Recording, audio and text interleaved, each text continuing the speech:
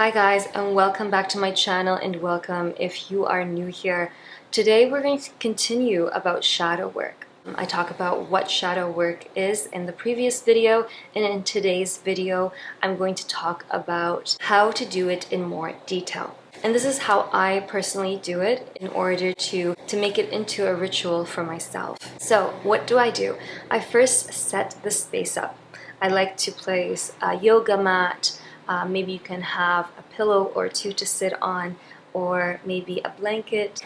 And I like to do it in front of a mirror to see myself, to look at myself. And this is such a powerful way to connect with oneself, to look into your eyes, to connect in that deep way will allow you to really bring so much compassion and love and the ability to witness yourself as you go through these emotions. Calling in the beings of light. So you can call in the ascended masters, you can call in the angels, archangels, any beings of light that you resonate with. For me, it's Mother Mary, Mary Magdalene. I call in the angels, archangels, and this creates a space of protection, of love, when you are doing this beautiful sacred work for yourself. And as you set up the space, sitting down, lighting some incense like sage or palo santo, and lighting maybe a candle if you'd like, and just simply bringing the awareness to your body, breathing in and out a couple deep breaths in order to ground into your body. Number two is to ask yourself, where in your body are you feeling this emotion? It might be in your sacral chakra, you might be feeling a numbness, you might be feeling a pain within your heart chakra, so in the center of your chest, or tightness around your throat chakra. Wherever the sensations are, getting real and being honest with oneself where this is happening. Number three is to connect to that part of your body. So placing one hand maybe on your sacral chakra, exactly where the pain is or where the numbness is, and breathing into this area and asking what emotion wants to come through. What is it that that part of you is trying to tell you?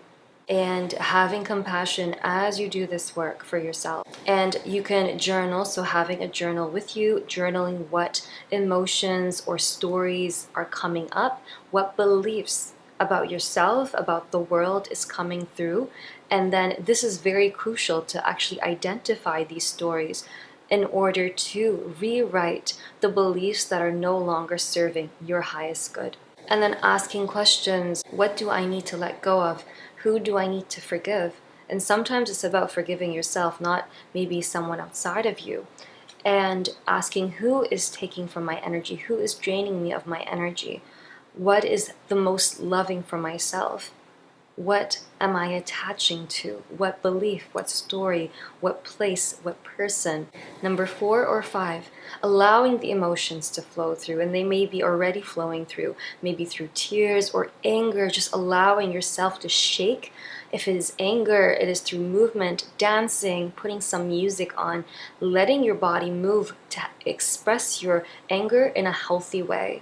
This is very important, very crucial when doing this work, to express yourself through your body. One of my favorites is shaking. It's because it just creates more spaciousness in the body.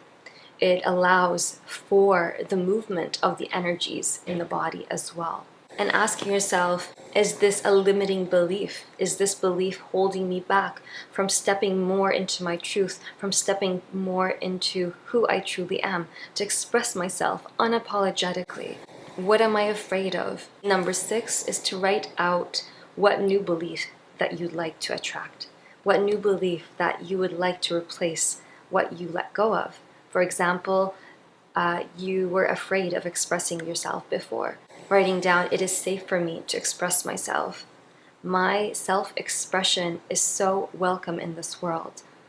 I am deeply loved for my truth, for expressing myself fully. I have my own chakra affirmations, meditations coming soon, and they might be already on my channel, so I will link them down below in the description box whenever I do have them come out.